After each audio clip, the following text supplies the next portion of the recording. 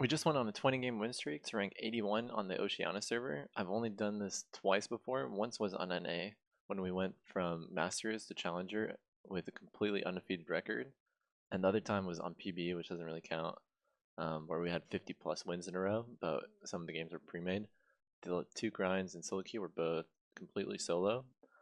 But yeah, everything's been coming together really nicely. I'm here in Australia anyway, so I figured I might as well climb the ladder. And yeah, everything's been going good. I think we finally figured out the best Echo and Dyna build. Been playing that. We've been playing some Vex. Dyna's picked a lot as a jungler. Vex is really good when they pick Dyna jungle.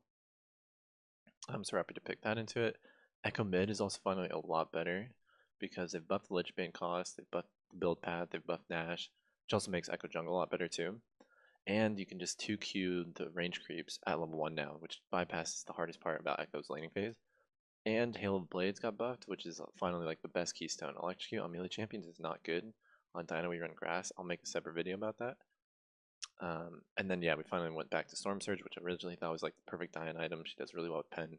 Lichbane first is infinitely weaker on her. It's not that great with her kit. Pen's way better. And yeah, just Storm Surge does so much more damage early. So I've been playing a lot of that, a lot of Echo Jungle. When we need 80 damage, we go Jace or Zed. Even had to play some Pike support, which I haven't done forever. But yeah, I'm going to see how far we can keep going. We'll obviously keep climbing. I figured we'd take a look at this last game. And yeah, we'll go over the gameplay. If you guys saw any of the other games that you guys want me to commentate on, please let me know. This game I already had a pretty good feeling about once it loads, sorry. Definitely should have preloaded this one. But yeah, I hope you guys have been well. I'll be streaming again soon. But I already know this game looks pretty good just because we had the Lee Sin jungle. My favorite thing about this server is the amount of physical damage. This game, yeah, like there's 1 AP on both teams. Nearly is like hybrid, but there's way less AP bot laners and fewer AP junglers. Although like on jungle it's fine, and the fewer AP top laners. Like I love playing here just because of that fact. And everyone's really friendly too. It reminds me of old NA. Maybe that's why I'm climbing like I used to. Just because it's just like a really friendly environment. And then yeah, the damage split's finally good again. On NA you get so many AP ball laners and so many AP junglers and mid laners. 30 seconds until which makes it way harder. Like you can't have an AP mid in jungle, so then you just end up playing AD. But now our Jace and Zed are doing okay. Also this matchup's okay. So going to the Jace matchup. I found out the tankier build with against Dyna is generally better. She's a lower DPS champion. We have grass, which increases a lot, but I feel like if you're going face versus Dyna, you definitely want to do that. And I found that Thorn Shield on Jace is actually really good into Dyna again, because you just want to survive her poke early. Like she has to try to outpoke you, and you want to play this matchup really aggressively as Jace, level 1, 2. This player actually added me after to ask for some tips in this matchup. I'll just give some away right now. Like you want to play. So normally on red side you play towards bot, but here in this matchup you want to position here. He's already on the wrong side of the lane. Here this Q is really easy because you get the first Q because he's on this side. You actually want to position here early for 1 and 2. He should be playing really aggressive. At this point I pretty much know that this game is kind of won after that early game because I'm getting such a free level 1. Dyna gets a free level 1 and 2 in this matchup. It's really good for it. Like this matchup becomes a lot easier later on. And here, literally top, not jungle, is invading the graves. So here I just want to get a ward, so I want to be able to, I place it right here so I can go for the Q, see basically Jason's entire pathway, so I know exactly where he is on this movement, and I can kind of figure out how to mirror it. We don't really want to fit all it too hard. See, he makes a mistake of actually following this move. I wasn't going to miss a single CS invade. Like, if there's a jungle invade, especially when it's this deep, like, we're not getting to this. And look how long it took Jace to get there. Like, he doesn't have an assist on him really at all. And so now we got through level 1 and 2, so this game is pretty much over. I was even looking for an auto attack on Tyler there, because I know where Graves is. But yeah, we've got the poke advantage, we've got CS advantage, and we've survived the hardest part of the lane. And Lee Sin also gets a good lane. Even though like Graves also gets 1 kill first blood, which you might think is problematic, but no, when you're playing this game to carry, like all that matters is that you get a good advantage in your lane. That's all that matters for carrying. And that the magic split is good. Like those are basically the only 2 things you need. Like if your team's all 80 and you're AP and you get a good laning phase, like you can pretty much always carry. So here we're just gonna be slow pushing in. It's a can wave, so we also can't fast push the next wave. And we know where Graves is too. Like we know he's behind us there and spawn here. Gonna really good grass trade. But we know that Graves is here, so we saw him on our ward. So I pinged the Lee Sin. I figure he's still in this bush the whole time. But I want to clear this wave, and they don't go for it, so I was really hoping they were going to go for me. They actually played that right, so I just decided to face check this. I was pretty sure he was still in there, but I Q early. I should have. This was my biggest mistake, but like it's such a one-sided fight. At least he misses his Q2, like we both missed, but it's just so one-sided. At least he gets both the kills. Like there is no way that fight goes bad because I've got the wave, the poke advantage, and it's Graves. Like we can deal with Graves in front luckily. And we got at least minus. Like I love playing with Lee Sin. So we'll reset.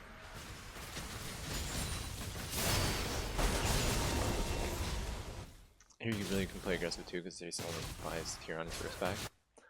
And so obviously Graves is going to split to the bot side. And you can already tell here in a second you'll be able to tell that he's here too. See how Jace is following me right here? You can tell, okay, Graves is behind me. But I know he's behind me, so I can still kind of take this trade. And I'm actually looking for enemies. So I placed the word here so I can see over this wall behind me. And I still kind of just keep playing aggressively. Since our trade's mid are going to be super good now. So now we know exactly what Graves is, and play aggressive again.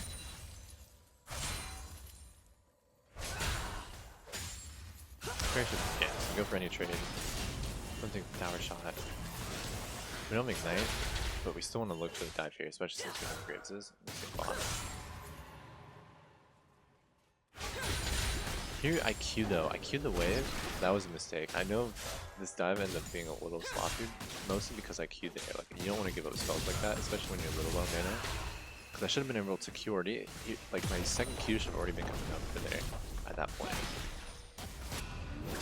And then I could have gone quickly dive, because this one we don't quite go for it. We just want to get the push in. Making sure the wave crashes and then being able to hide that, and we're just going to dive on this next wave, it's way better. And I know this is here and he's not really good, so against that, Jace missed another wave. But we don't actually have any of the kills, we just have the assists right now, at least it's getting cold. So we don't have a huge time advantage right now.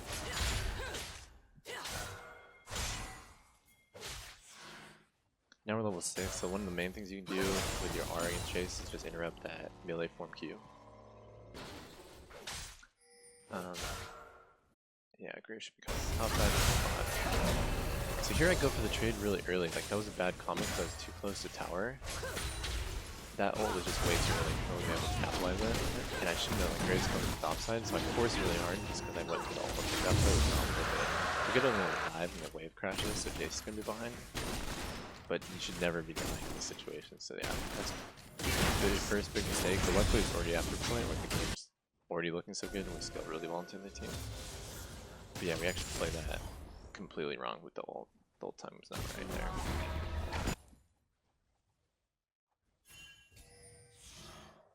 Because against Jace too, like you can just take all the trades really aggressively, and he has to stay in range form to trade back with you if you have your ult up. Because if you switch into melee form, you can do the combo where you just interrupt his Q, and then he's right next to you, and he has to take the full combo and you just waste your time. So you like can't trade with you, especially when you have the advantage.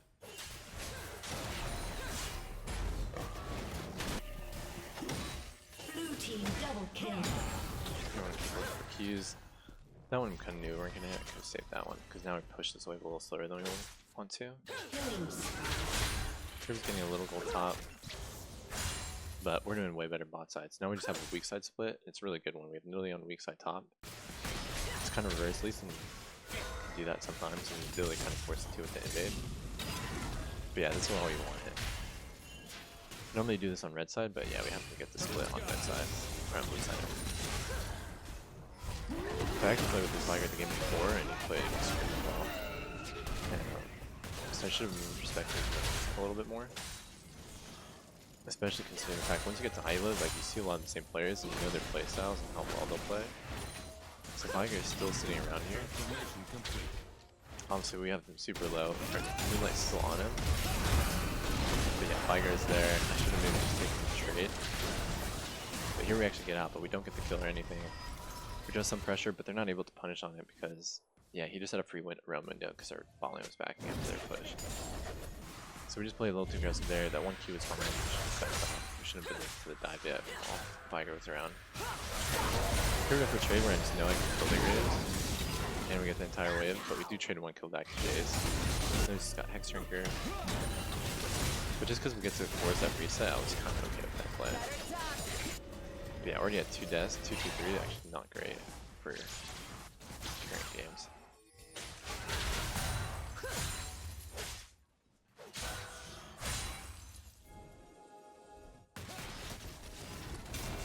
Somebody's fast push, now we have to play a little safer, we don't have ult or anything. We do see the Graves here, so we're going to try to follow. Luckily everyone's well aware of this. And then Graves, so I saw he was going to bot first, I thought he was going to go to his red, that's why I was for our red, that's why I was over here in the first place. Here we get the Ignite, and they buffed Ignite, now I think the damage increase actually has taken effect, this is like after 46 or something with the buff. It's supposed to just be a late game buff, which is really nice. I was even running Ignite before they did that, but you can really tell the damage stuff from that. Yeah, we can kill Graves there.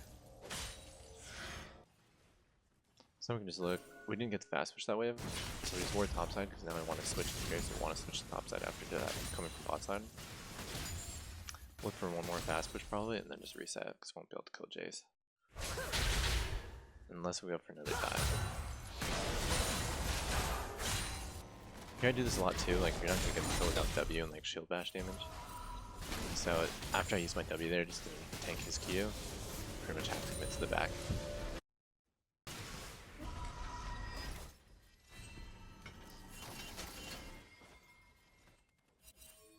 Come back to lane, dragon's coming up. Since the last spread up. Yeah, that Q I should be taken. Switch with the gate up, yeah, that whole play. I should have been playing back a little bit, waiting for the gate speed to run out, and then just gone for the Q.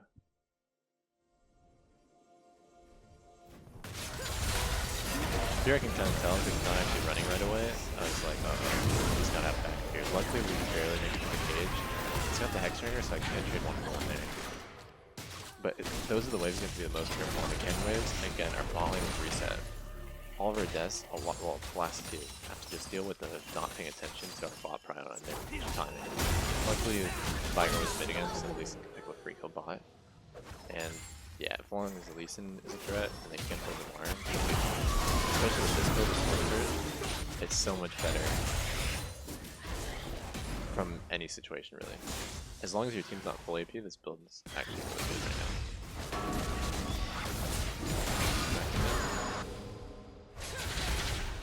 We can still fight the Jace though. He hasn't cut the build, he just has the X Ranker.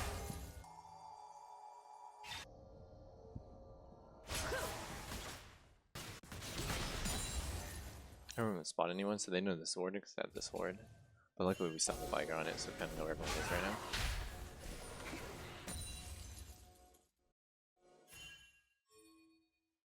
Another cannon wave, and we don't lost our vision, so we probably won't play too aggressively because we don't actually know where Graves is right now. We still have this pink ward though, luckily. So that'll kind of keep us safe. If we didn't have this pink ward, we'd probably have to play even safer until we saw the Viger again.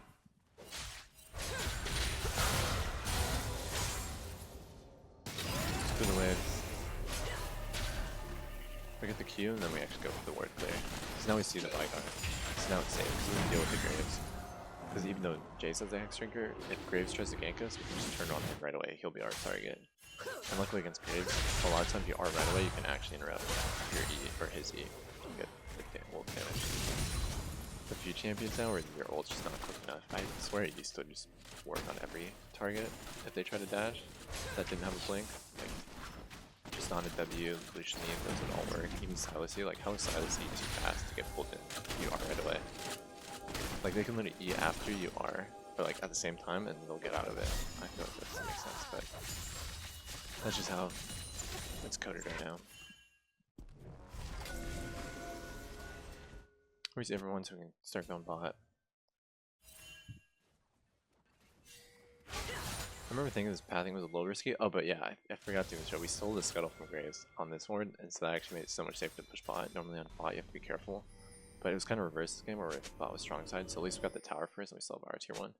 But you still have to be really careful when pushing bot side up to the side. Good reset, gates.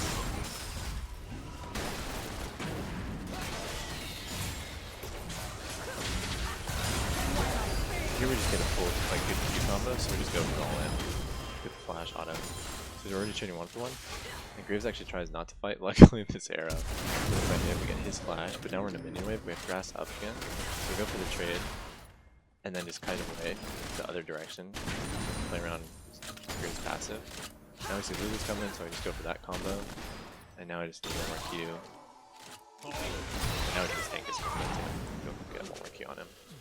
So we get the 1 for 2 there, which is just huge. Luckily he played it pretty slow after we went for that flash auto. The Graves should have just gone full aggro and try to win the fight. And then if he wasn't winning it then he backs off and just runs to his tower. Like, he should have gone for the all-in right here, instead of then deciding to like all-in chase down. Well, he like kind of backed off for a second. He's like, wait a second. The guy I was getting was like dead. But yeah, right there's what's up. Let's play. So now we can actually consider going for tower. But Chase rotating back. And we already have such a good buy after the double kill.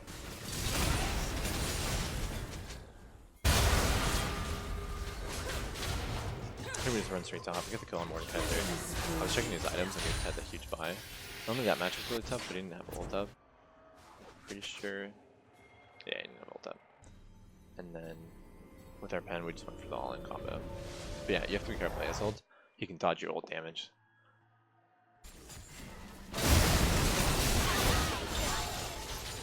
Here we chase down. He doesn't have tier 2 boots, and we notice like we have such big speed advantage. And then they also changed Storm Surge, and I like what they do.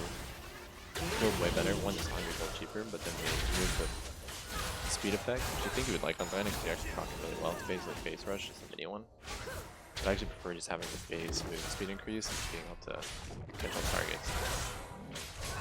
It's a little similar to Echo, where you want to have the movement speed advantage. That's why Magical Footwear is so important on Echo.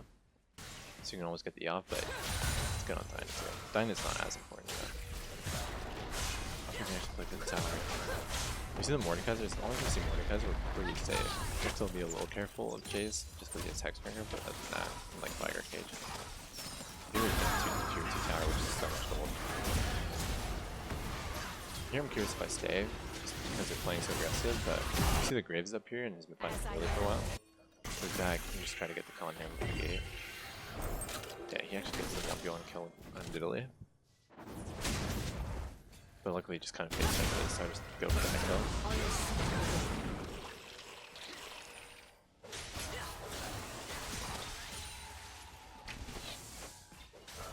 Sorry, it's probably a little less exciting because you guys already know that we end up winning this game because we're on a 20 game win streak. I'm really curious how far we can go this time. I'm pretty sure the PR on that undefeated streak was like 22 or something games, maybe. Something like 450, maybe it was 24.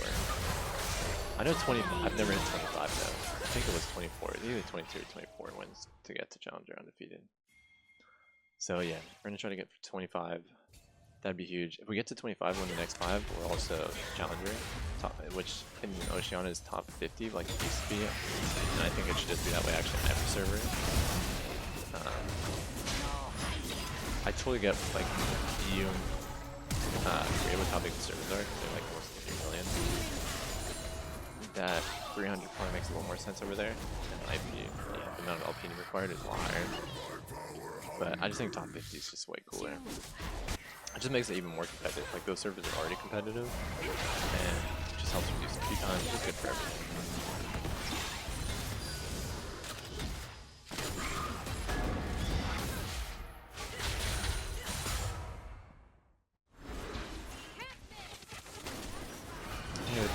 They love, but we're watching this Mordekaiser, so we're just gonna queue him. If they sit, if he doesn't make it into the fight, we're in a pretty good spot, even though one person already did it. It's 1 for 1, but these two are low, and we have to watch out for the Mordekaiser ult. Let's see if I misplay the ult here, because here I don't want to have the ult. Let's see if I can hold it. Here you actually can't see, at least it's going to hit the ult right now. Here we're seeing if I can maybe get the combo on Vicar, but he's not so bad. Here we can still play pretty aggressive, but we just back so we can play for the Otacon top. Take one more camp and then back. Pretty much all one thing that we jump camps before resetting if you can, especially with Dyna. They buff Dyna jungle again, which is annoying for me. I don't play Dyna jungle, we'll always pick Echo literally over her. But it makes other people keep it off more. But one nice thing about it is it did help with this lane a little bit, because now we clear camp even faster. But yeah, I prefer to pass monster damage, 25%. I think that put in a good spot jungle. And then, yeah. What am I hit? But they finally actually made her. Before you couldn't even play them, like for the last like 5 seasons, you couldn't even play them really well. They like only had her as a jungler, but now they actually brought it back to jungler and mid laner.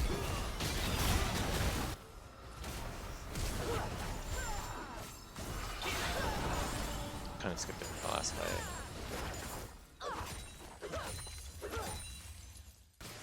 Yeah, let's go back and watch it because they do. Here, I know they're in this bush.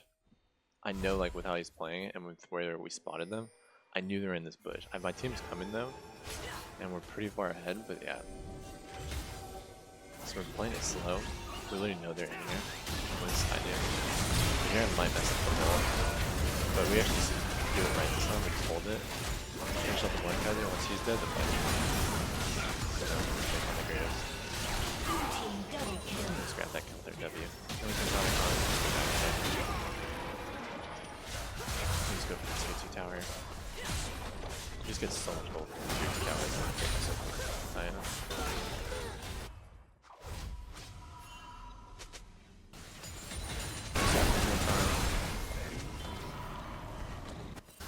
Here we go over it. So we're fighting for this dragon, but we see where the Mordekaiser is, so we can just play really aggressively here.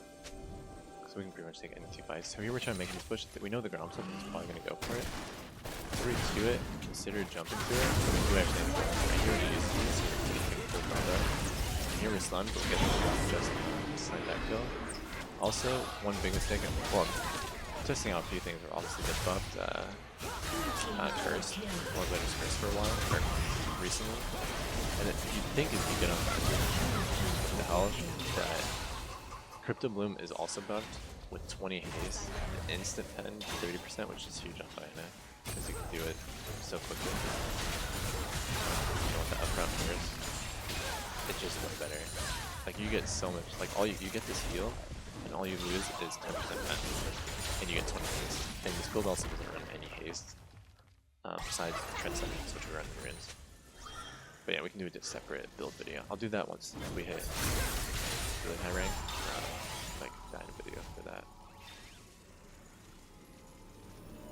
But nice. Get the soul buff. Baron's coming up. After that. Try to get the Baron and then just close out this last game. Feel our way. We already see them. Here we can wait a little bit until the minions push up. But now they're kind of split nicely.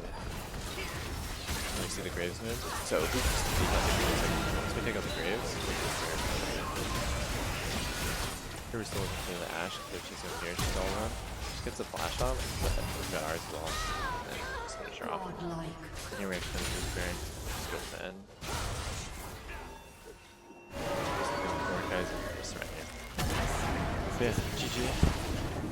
Definitely pay attention more to those bot realms. Well, not bot realms. The back time on our bot line that allowed the bot realms from the enemy team in the Vigar. But yeah, it was a good game. I'll be streaming some. We'll keep climbing over here. And then, yeah, if you guys have any questions or content you want to see, let me know. Thank you guys for watching.